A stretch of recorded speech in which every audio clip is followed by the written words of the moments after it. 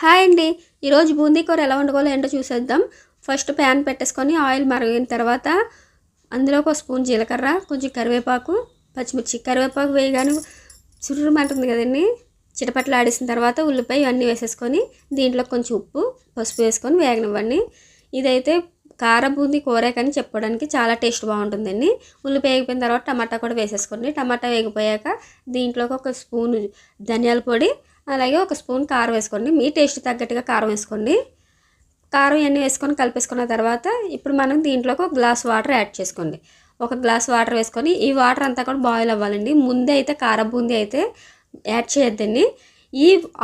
ఈ వాటర్ అంతా కూడా మనకి అయిపోతున్న స్టేజ్లో ఇంకా మనం కర్రీ దింపేస్తాం అనుకున్నప్పుడు కార బూందీ వేసేసుకొని కలిపేసుకొని పక్కన పెట్టేసుకోవడమేనండి. అంతేనండి. చాలా అంటే చాలా టేస్టీగా ఉంటుంది. చాలా ఈజీగా సింపుల్గా అయిపోయే రెసిపీ. ఒకసారి మీరు ట్రై చేసి నాకు కామెంట్ చేయండి.